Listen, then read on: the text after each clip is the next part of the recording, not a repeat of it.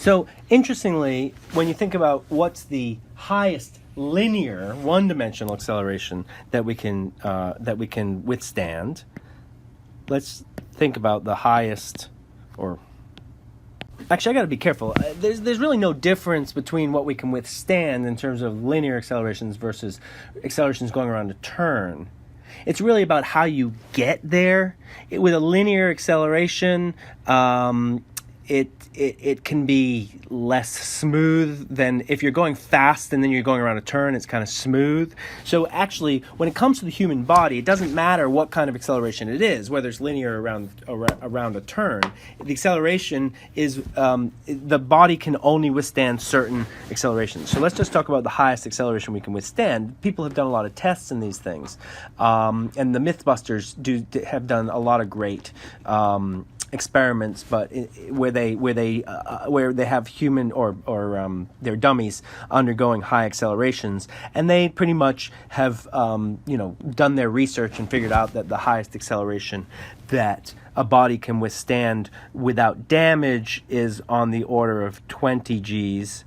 They may pass out, but is about 20 Gs, and certain death happens at about 70 Gs, right, where the forces are so large, because accelerations are related to forces. The forces are so large that would make you accelerate that your body would crush. Now, our bodies will undergo significant damage at accelerations of less than 20 Gs if we are not well harnessed, right? So this is the idea behind a seatbelt in a car, or a 5-point harness in a race car, or the same kind of harness in an Air Force plane, and the helmets that keep your neck from moving. What's damaging is, remember, in accelerations, what is bad for you, or at least for the human body, is when your parts move relative to each other in ways that they're not supposed to. And so if one part of your body moves and the other part is held still, then you can break things, or like I said earlier, your blood can go to the wrong places.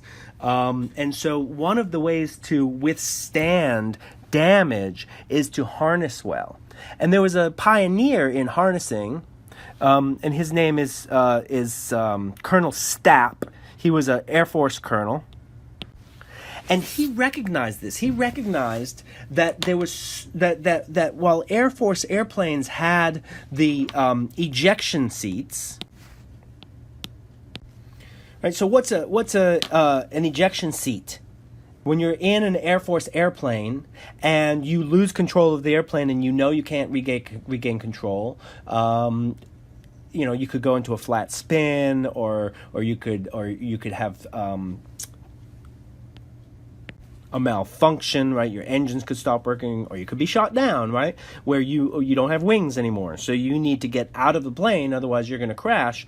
You have an ejection seat, and what the ejection seat is, it is a controlled explosion. It is simply exploding bolts on the overhead canopy, which open a hole in the plane for you, and then the seat beneath you has basically a bomb underneath it, or an explosion underneath it, which just explodes you out of the plane. So it is damaging. It is severe, but it's trying to get you out of the plane that's about to crash. So you can see here a picture of presumably this was a test, where the airplane is on the ground, but the seat has been exploded, and it basically got a rocket on its back, and it's just rocketing you out of the plane. And this is a pretty violent thing. And then you have a parachute at the top that then opens up and hopefully keeps you from hitting the ground hard.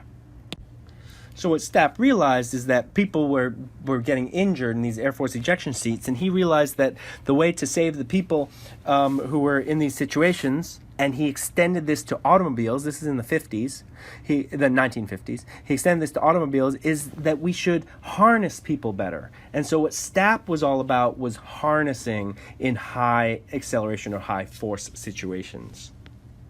So Colonel Stapp, actually back then they didn't have good test dummies like they do today. And what Colonel Stapp did is he actually subjected himself to a lot of situations where these days we'd use test dummies under extremely high accelerations to show that helmets and harnessing could save people's lives. I want you to see a video of Colonel Stapp, and so I'm going to stop this video and put in the video of Colonel Stapp, and then come back to the lecture. Please go ahead and stop this video, watch the YouTube video that's posted, and then play the last part of today's lecture video. So there's 2 more things to watch after this.